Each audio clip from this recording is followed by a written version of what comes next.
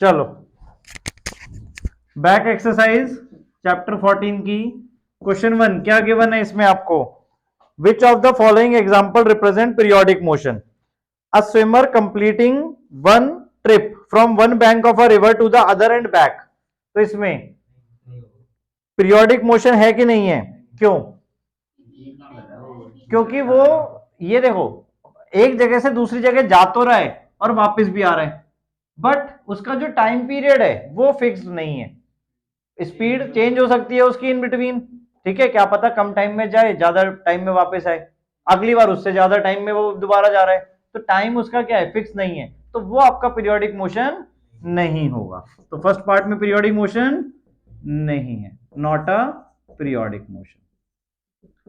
Second part क्या है? Second part में आपका a freely suspended bar magnet displace from its north south direction and released.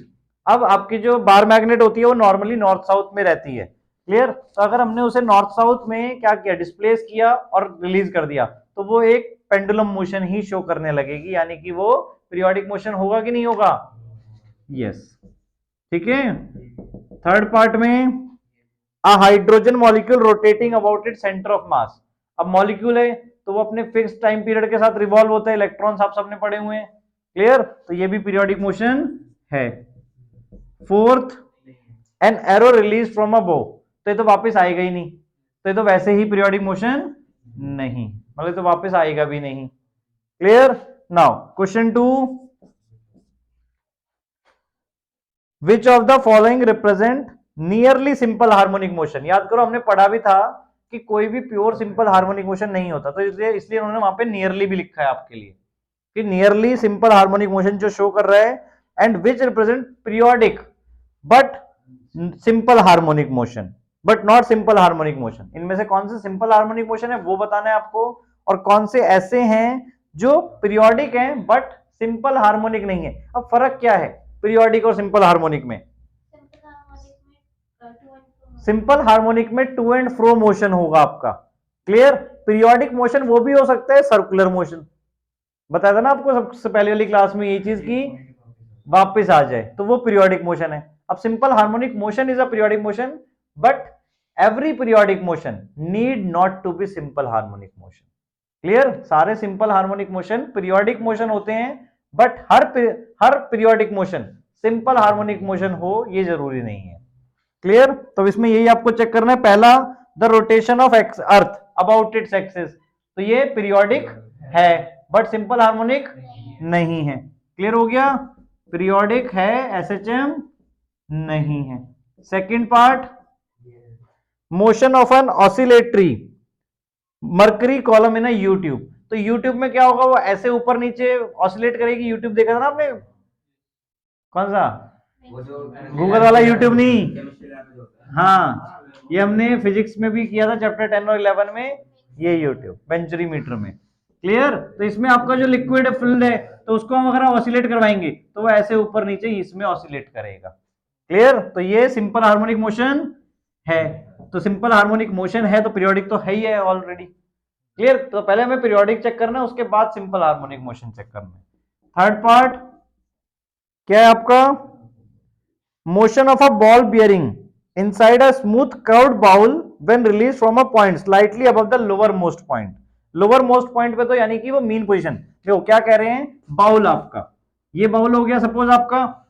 अब यहां पर हमने लोअर मोस्ट पॉइंट से थोड़ा सा यहां पे हमने कोई एक बॉल बियरिंग छोटे छोटे जो छर्रे होते हैं, देखें साइकिल्स वगैरह में डलते हैं, ये तो यहां पर हमने इसे छोड़ा तो ये क्या करेगा, ऑसिलेटरी मोशन शो करना स्टार्ट कर देगा। तो पीरियोडिक है एज वेल एज एसएचएम भी है, क्लियर हो गया? नाउ फोर्थ, मोशन सॉरी क्या है ये, general vibration of a polyatomic molecule about it's mean position. तो क्या होगा बताओ, सिंपल हार्मोनिक होगा कि नहीं होगा? देखो general vibration of a polyatomic molecule about it's equilibrium position, तो ये आपका सिंपल हार्मोनिक नहीं होगा। क्यों?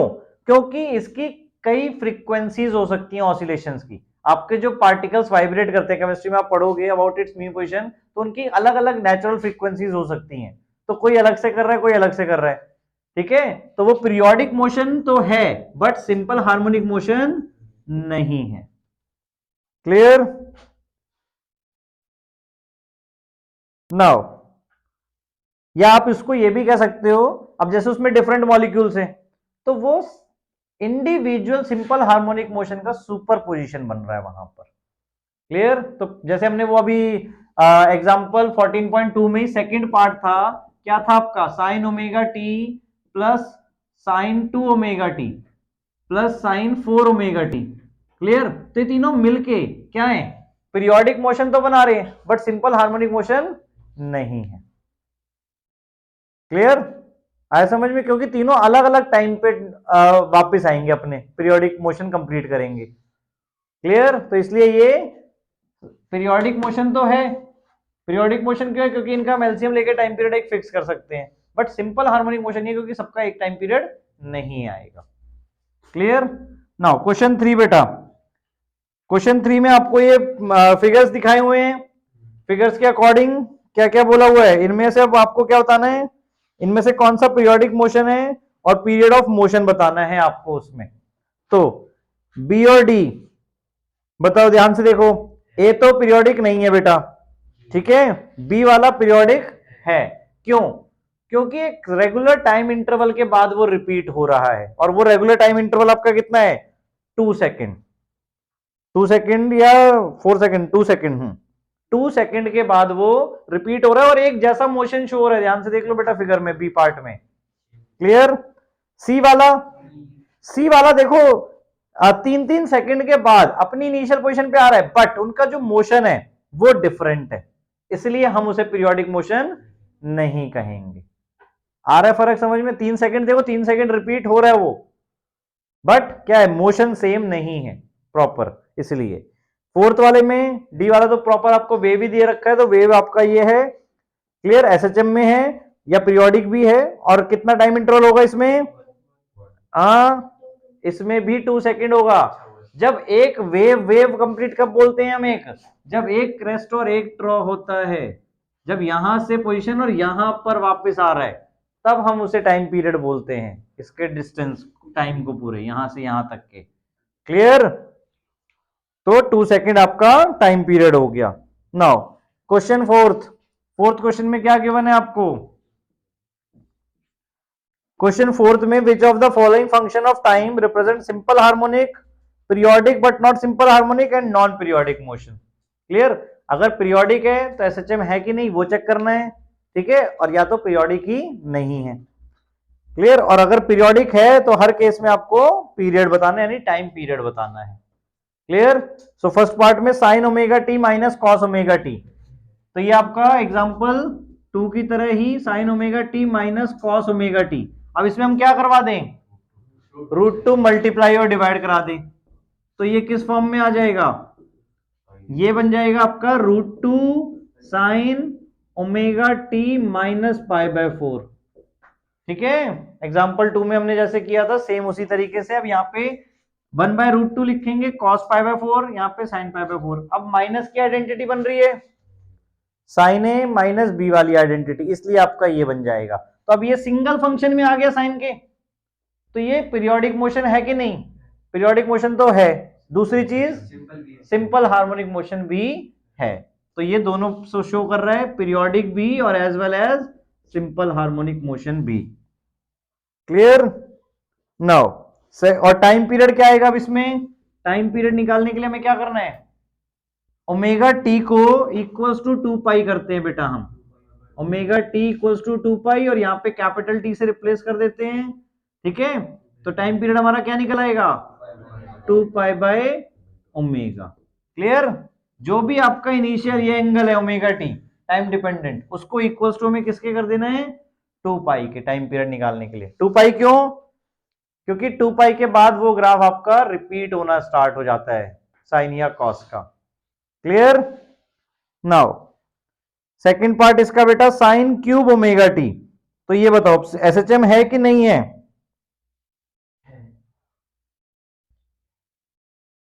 Sine omega, sine cube omega T. Question 4 का सेकंड पार्ट बेटा आपका साइन क्यूब ओमेगा टी। अब इसमें अपने साइन 3 थीटा वाली आइडेंटिटी याद है? साइन 3 थीटा की आइडेंटिटी क्या होती थी बताओ? 3 साइन एक्स या 3 sine theta minus 4 sine cube theta. तो हम साइन क्यूब थीटा का फॉर्मूला देखो यहां से बना रहे हैं।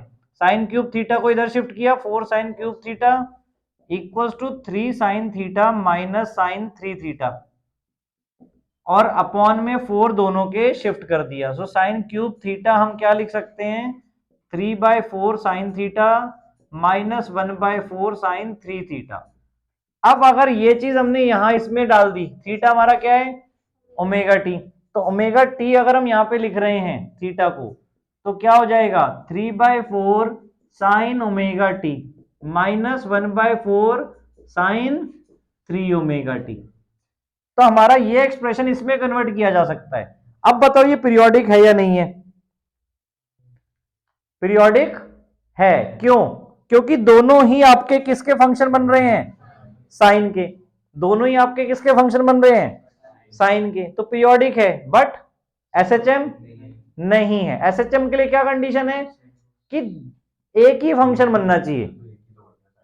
एक एक कहने का मतलब है कि जैसे हमने यहां पे एक बनाया कि दूसरा साइन नहीं दिखना चाहिए। यहां पे हमें साइन या कॉस कोई भी नहीं दिखनी चाहिए, दूसरी टर्म ही नहीं दिखनी चाहिए, मतलब सिंगल टर्म होनी चाहिए। आ रही बात समझ में? तो इसलिए क्या हो जाएगा? ये पीरियोडिक होगा बट एसएचएम नहीं होगा। क्लियर है यहां तक? नोट करना है किसी को? अब थर्ड पार्ट में क्या है आपका? 3 कॉस, क्वेश्चन 4 के थर्ड पार्ट में 3 कॉस π/4 माइनस 2 ओमेगा टी। तो ये सिंपल हार्मोनिक मोशन है कि नहीं है? सिंपल हार्मोनिक मोशन है क्योंकि एक ही फंक्शन है। क्लियर हो गया? कॉस का फंक्शन है। अब इसमें सिंपल हार्मोनिक मोशन ही क्लियर हो गया हमारा, तो पीरियोडिक तो है ही almost. Clear? Now time period निकालना है हमें। तो टाइम पीरियड के लिए क्या बताया था आपको मैंने? 2 ओमेगा टी को हमें किसके इक्वल करना पड़ेगा? 2 पाई के। तो t इक्वल्स टू क्या आ जाएगा आपका? यहां से 2 ओमेगा टी ले लेंगे यहाँ पे, कैपिटल टी, ठीक है ना? उसके बाद रिपीट हो रहा है, तो क्या आ जाएगा? 2 पाई अपॉन 2 ओमेगा, यानी कि π/ओमेगा। तो टाइम पीरियड इतना हो गया। क्लियर? और एसएचएम और पीरियोडिक दोनों मोशन है आपका। क्लियर? नाउ अब इसके बाद नेक्स्ट आपका फोर्थ वाला पार्ट। फोर्थ पार्ट में क्या है आपका? एक्सपोनेंट की फॉर्म में है। अच्छा, फिफ्थ वाला एक्सपोनेंट की फॉर्म में है। फोर्थ वाला cos omega t plus 3 cos 3 omega t plus cos 5 omega t. तो अब ये पीरियोडिक मोशन है कि नहीं है? पीरियोडिक है क्योंकि सारे ही आपके कॉस के फंक्शन बन रहे हैं। कॉस या साइन के फंक्शन होने चाहिए, एडिशन या सब्ट्रैक्शन कोई इशू नहीं है उससे। Clear? Now simple harmonic motion नहीं है। क्लियर? क्योंकि कोई भी एक फंक्शन सिंगल फंक्शन नहीं है। क्लियर? उसके बाद नेक्स्ट आपका फिफ्थ एक्सपोनेंट वाला। एक्सपोनेंट तो आपका क्या होता है? देखो, या तो इंक्रीजिंग फंक्शन होता है एक्सपोनेंट, या डिक्रीजिंग फंक्शन होता है। तो वो पीरियोडिक मोशन कभी भी नहीं हो सकता। तो फिफ्थ पार्ट आपका ना ही पीरियोडिक है और ना ही एसएचएम है। क्लियर? नाउ सिक्स्थ पार्ट आपका 1 plus omega t plus omega square T square. Clear? तो ये बेटा दोनों तरफ जा सकता है, इंक्रीजिंग भी डिक्रीजिंग भी, रिपीट नहीं होगा ये। क्लियर? अगर हम ओमेगा की वैल्यू पॉजिटिव ले लें तो ये इंक्रीज, या टी की वैल्यू पॉजिटिव ले लें तो ये बढ़ता जाएगा टाइम के अकॉर्डिंग। क्लियर? अगर नेगेटिव लेंगे तो नेगेटिव में जाएगा। तो ये कोई भी फंक्शन नहीं होगा अगेन। यानी देखो, सिंपल इसलिए कहा जा रहा है, क्यों? पीरियोडिक मोशन को हम रिप्रेजेंट किससे कर रहे हैं? साइन या कॉस फंक्शन से। क्लियर? तो ये पीरियोडिक भी नहीं है और एसएचएम भी नहीं, क्योंकि वो रिपीट हो जाते हैं after a regular interval.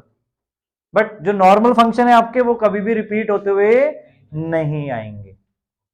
Clear?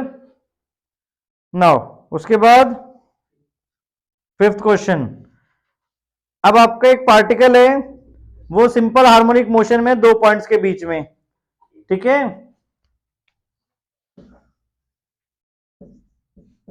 ए और बी के बीच में सिंपल हार्मोनिक मोशन पे है, और ए और बी आपके क्या है, 10 सेंटीमीटर अपार्ट है। Clear? Now take the direction from A to B as the positive direction. A to B को हम पॉजिटिव डायरेक्शन मान रहे हैं, and give the signs of velocity, acceleration and force on the particle. आपको किस किस के साइन बताने हैं? वेलोसिटी, फोर्स और एक्सेलरेशन। वेलोसिटी, एक्सेलरेशन और फोर्स के साइन बताने हैं, और जब पार्टिकल कहां पर है, एट द एंड ऑफ ए। अब देखो ए क्या, ए टू बी जा रहा है, सिंपल हार्मोनिक मोशन कर रहा है, तो मीन पोजीशन कहां पे आएगी, कहीं इन बिटवीन। क्लियर? अब ए पे क्या होगी, वेलोसिटी जीरो होगी। क्लियर? ए पे वेलोसिटी जीरो होगी, तभी वो वापस आ रहा है। देखो ओ से ए की तरफ गया होगा, फिर ए से वापस आ रहा है। क्लियर? तो ए पे वेलोसिटी क्या होगी आपकी, जीरो। तो eight the end of A, eight the and A velocity क्या होगी आपकी, जीरो। एक्सेलरेशन क्या होगी, पॉजिटिव या नेगेटिव, किस तरफ को होगी एक्सेलरेशन? अब देखो जब ए से ओ की तरफ जा रहा है तो स्पीड क्या होगी, बढ़ेगी। स्पीड बढ़ेगी ना, तो एक्सेलरेशन क्या है, पॉजिटिव। एक्सेलरेशन अगर पॉजिटिव है तो फोर्स क्या होगी, फोर्स भी पॉजिटिव होगी। क्लियर? एक्सेलरेशन अगर पॉजिटिव है तो फोर्स भी पॉजिटिव होगी। सेकंड पार्ट आपका कहां पे पूछा है, एट द एंड बी, तो सेम चीज फिर से वही होगी, वेलोसिटी जीरो होगी, सेम चीज नहीं, मतलब बेसिकली एक्सेलरेशन अब यहां पे नेगेटिव होगी। क्लियर? मतलब वेलोसिटी सेम चीज होगी कि वेलोसिटी जीरो पे होगी, क्योंकि एंड पॉइंट फिर से आ गया है उसका। क्लियर? अब वो इस तरफ वापस जाना चाह रहा है, ओ की तरफ, तो एक्सेलरेशन इस तरफ को होगी, और वेलोसिटी फोर्स भी इसी तरफ को लगेगी। क्लियर? फोर्स हमेशा ध्यान रखना टुवर्ड्स द सेंटर लगती है बेटा, कि वो सेंटर की तरफ वापस खींच रहा है उसे। नाउ थर्ड पॉइंट बेटा आपका इसमें क्या बोला है, at to sorry mid point, mid point of A B. Mid point of A B मतलब कहां पे, मीन पोजीशन पे। ठीक है, गोइंग टूवर्ड्स ए, ठीक है, ए की तरफ जा रहे हैं, तो यहां पर वेलोसिटी क्या होगी आपकी, मैक्सिमम तो होगी, बट साइन में अब हमें बताना है, ए की तरफ जा रहा है, तो ए की तरफ जा रहा है तो वेलोसिटी आपकी नेगेटिव। और एक्सेलरेशन क्या होगी, एक्सेलरेशन किस तरफ होगी आपकी, अब देखो ऊपर है, ऊपर है, इट मींस वो फुल्ली एक्सेलरेट हो चुका है, तो एक्सेलरेशन ओ पे जीरो हो जाएगी आपकी, और फोर्स क्या होगी, जीरो। कि अगर वो मीन पोजीशन पर है तब थोड़ी ना रोक रहे हैं, जब वो मीन पोजीशन से शिफ्ट होगा तो उसे वापस खींचा जाएगा। मेन पोजीशन पर है तो उसके ऊपर थोड़ी ना फोर्स लग रही है। क्लियर हुआ? जब मेन पोजीशन से इधर या उधर की तरफ जाएगा तो उसे वापस खींचने के लिए रिस्टोरिंग फोर्स लगेगी ना। क्लियर ये पॉइंट? तो सेंटर पर आपकी एक्सेलरेशन और फोर्स दोनों ही जीरो हो जाएंगी। अब फोर्थ आपका at 2 centimetre from B going towards A, यानी यहां पर कहीं पर है सपोज, गोइंग टूवर्ड्स ए, तो इसमें क्या होगा अब आपका, वेलोसिटी बढ़ रही है इस तरफ। क्लियर? इस तरफ जाने पे बढ़ रही है, मतलब नेगेटिव। ठीक है, एक्सेलरेशन, एक्सेलरेशन भी इस तरफ को बढ़ रही है क्योंकि वेलोसिटी बढ़ रही है। ठीक है, वेलोसिटी बढ़ रही है, नेगेटिव बढ़ रही है, तो एक्सेलरेशन भी इन नेगेटिव बढ़ेगी आपकी।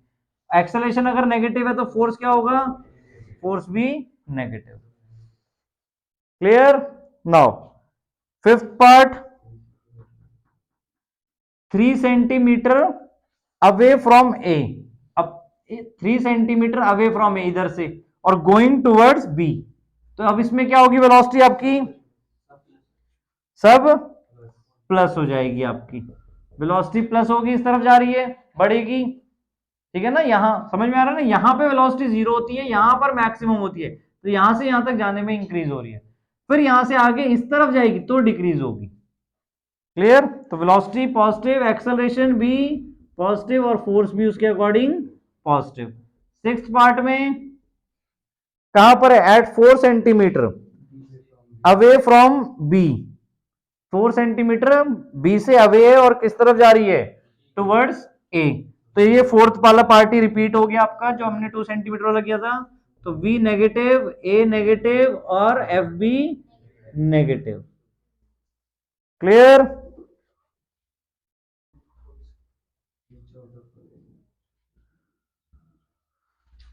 नाउ क्वेश्चन 14.6 बेटा, 14.6 में क्या गिवन है, विच of the following relationship between the acceleration and the displacement, MCQ है ये। इनमें से कौन सा आपका रिप्रेजेंट कर रहा है, आपको चार दिए, a इक्वल्स टू 0.7x, दूसरा a इक्वल्स टू -200x², तीसरा a इक्वल्स टू -10x और चौथा a इक्वल्स टू 100x²। तो याद करो हमने जो एक्सेलरेशन का फॉर्मूला भी पढ़ा था वो क्या था, 100x³। हमने जो पढ़ा था वो ये था बेटा, a इक्वल्स टू -ω²x, ये हमने पढ़ा था। यानी एक्सेलरेशन डायरेक्टली प्रोपोर्शनल होता है डिस्प्लेसमेंट के। क्लियर? और यहाँ पे माइनस में होता है। ठीक है, हम ओमेगा कुछ भी रख लें, एक्सेलरेशन हमेशा नेगेटिव ही आएगा बेटा। क्लियर? और डिस्प्लेसमेंट, डिस्प्लेसमेंट उसके बेसिस पे पॉजिटिव लेना है कि कितनी दूर डिस्प्लेस हुआ है। क्लियर? तो एक्सेलरेशन ये वाला आपका मैच कर रहा है, देखो इससे एक्स के कोरस्पॉन्डिंग है, डायरेक्टली प्रोपोर्शनल है और माइनस में है। ठीक है, नाउ 14.7, अब 14.7 में आपको क्या गिवन है, कर लो यहां तक नोट। चलो 7th क्वेश्चन में नाउ क्या गिवन है, ध्यान से देखो क्वेश्चन 7th में, the motion of a particle executing simple harmonic motion, और क्या फंक्शन दिया हुआ है आपको, xt equals to a cos omega t plus phi.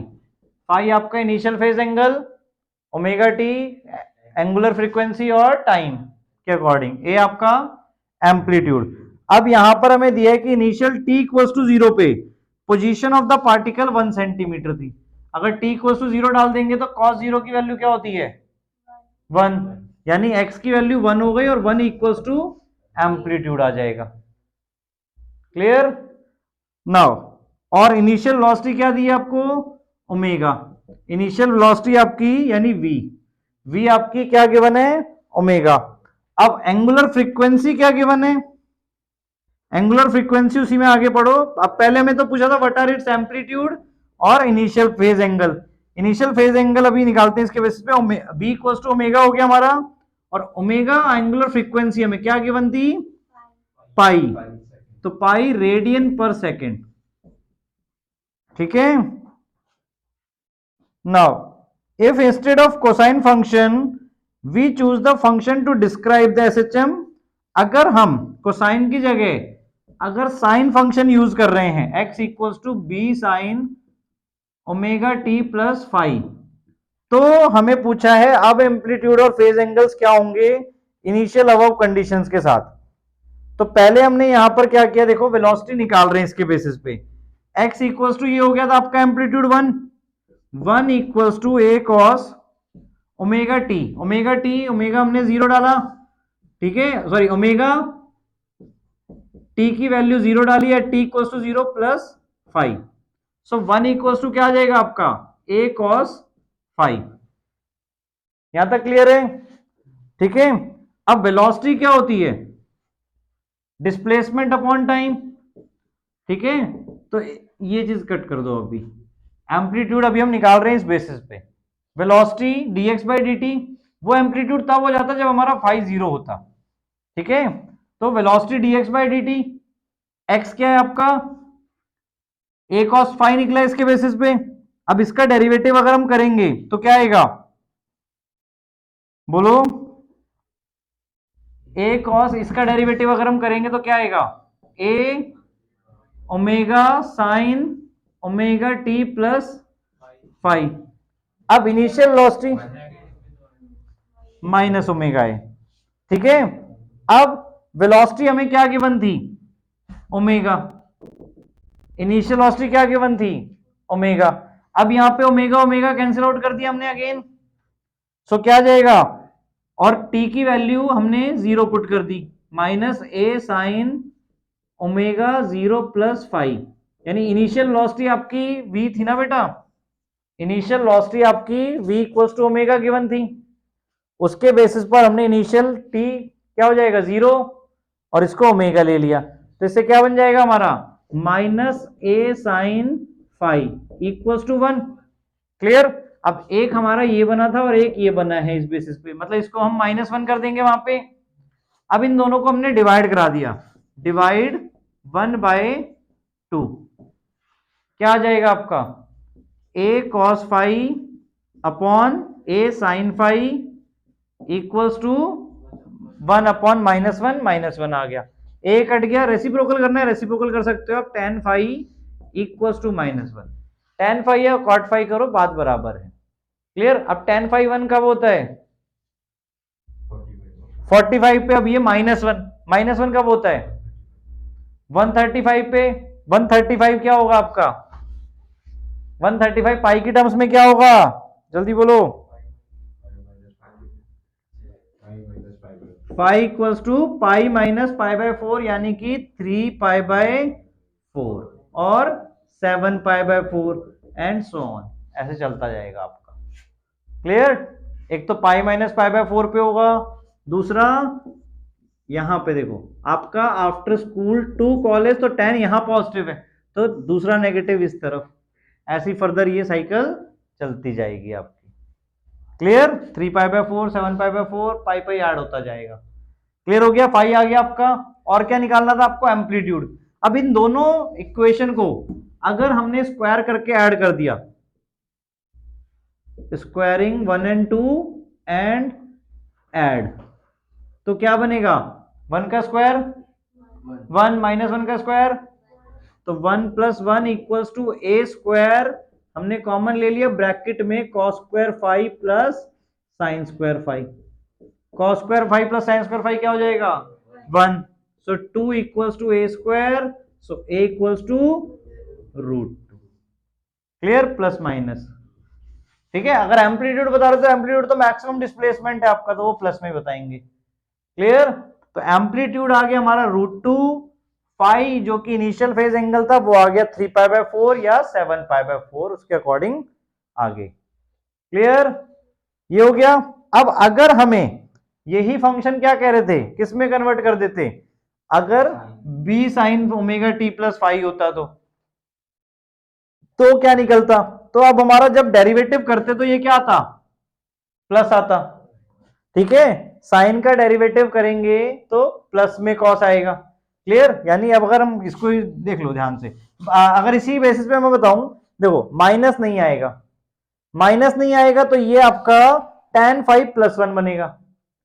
अब tan 5 आपका +1 बना है, तो +1 कब कब होता है tan 45 पे और 5 + पाई बाय 4 पे, मतलब तब आपका ये आ जाएगा, बस फेज एंगल आपका चेंज हो जाएगा, पाई by 4, 5 pi by 4 and so on,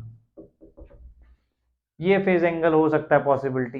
amplitude same रहने वाला है क्योंकि स्क्वायरिंग करके ऐड करोगे तो माइनस का स्क्वायर प्लस ही बनना था, यहाँ पे तो प्लस है ही पहले से, तो एम्पलीट्यूड आपका √2 ही आएगा। ठीक है, और एम्पलीट्यूड प्लस में ही लेना है हमें। क्लियर हो गया। ठीक है, तो यही फर्क होता है बस साइन और कोसाइन में, मतलब इनिशियल फेज एंगल का ही फर्क होता है। ये चीज आपको यहां से इसलिए भी क्लियर कर रहे हैं कि जैसे हम बोल देते हैं ना कि हम कोई भी हम डिस्प्लेसमेंट फंक्शन ले सकते हैं साइन या कॉस, तो क्यों कोई भी ले सकते हैं, क्योंकि दोनों में सिर्फ क्या फर्क है एक्सिस का फर्क है, कि इनिशियल पॉइंट में आप कहां से स्टार्ट कर रहे हो। जैसे हमने याद करो सर्कुलर वाली कंडीशन की भी थी कि अगर हम इस एक्सिस की बात कर रहे हैं तो हम कॉस एक्सिस लेते हैं, कॉस थीटा। क्लियर, अगर हम ये वाले एक्सिस की बात कर रहे हैं तब हम साइन थीटा यूज करेंगे वहां पे। क्लियर, तो ये फर्क है बस कि π/2 आगे चला जाता है उसमें। फिर हो गया, फेज एंगल आपका π/2 का फर्क आ जाएगा। π/2 देखो, जैसे अब यहाँ पे 3 π/4 है, वो π/4 है, π/4 में π/2 ऐड करोगे तो क्या बनेगा 2 π/4 हो गया, ऐड करो 2 π/4 ऐड करोगे तो 3 π/4 बनेगा ना। क्लियर, तो ये फर्क है बस और कुछ नहीं। क्लियर हो गया सेवंथ पूरा।